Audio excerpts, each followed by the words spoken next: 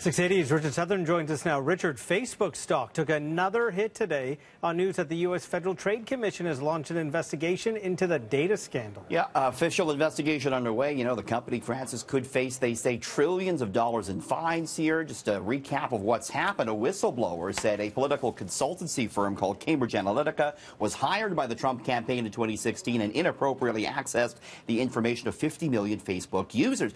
Cambridge Analytica late today announced it had suspended its CEO pending an investigation. Hidden camera video showed the CEO, Alexander Nix, claiming to have met Trump several times and claiming to have masterminded the U.S. election. Facebook and Mark Zuckerberg releasing a statement reading in part, quote, "The entire company is outraged. We were deceived. We're committed to vigorously enforcing our policies and protecting people's information." But we haven't yet heard directly, Francis, from Mr. Zuckerberg. There's a boycott campaign on now. The hashtag Delete Facebook trending on Twitter, and Facebook stock down another 2.5% today.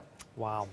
You know, yesterday we were talking about Toys R Us and who may be interested in buying the U.S. division, and Amazon, perhaps? Wow, yes. Bloomberg News reporting the online retailer is indeed looking at buying some of the soon-to-be-closed Toys R Us stores in the U.S., but it is not wanting to maintain the Toys R Us brand. It's instead considering using the soon-to-be vacant spaces for its own purposes. So this would let Amazon quickly expand its brick-and-mortar presence, of course, after buying Whole Foods last year.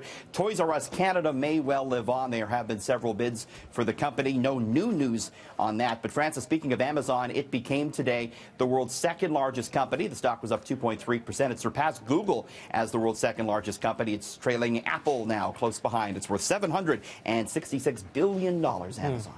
So police have an update on that fatal crash involving a self-driving Uber. We told you about it yesterday. Turns out that the robot may not be at fault after all. No, robot knew what it was doing, apparently. Police in Tempe, Arizona, say that this crash, which we're looking at here, would have been difficult to avoid in any mode, be it autonomous or human driver, based on how the cyclist came out from the shadows onto the roadway. That's what the police said. Couldn't have been avoided. There was a human behind the wheel, and reports were that this 44-year-old woman had previously spent 4 years in prison for armed robbery and falsifying documents. Nevertheless, the video from the car corroborated her story.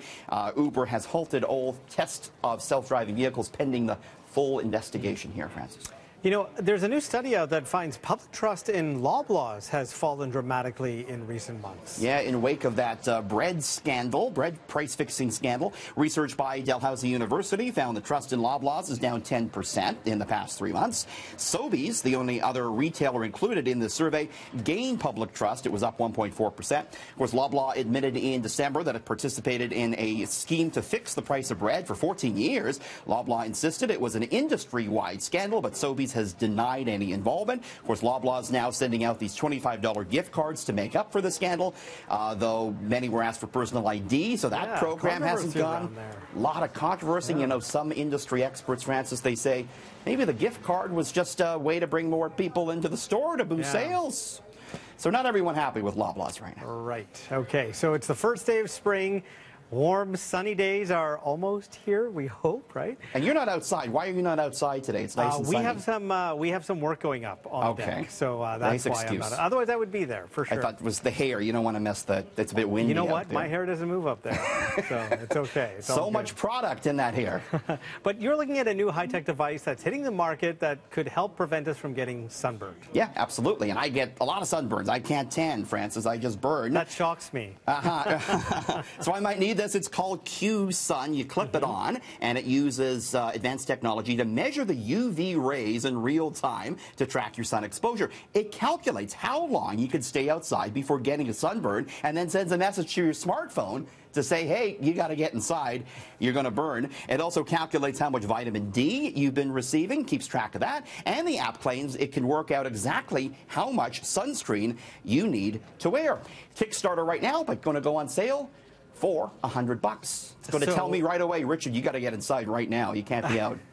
So that means that you have to suntan with your eyes open and your phone has to be in your hand. You got to be, well, we're looking at the phone all the time anyway. Yeah. Who are we kidding? Are we? Okay.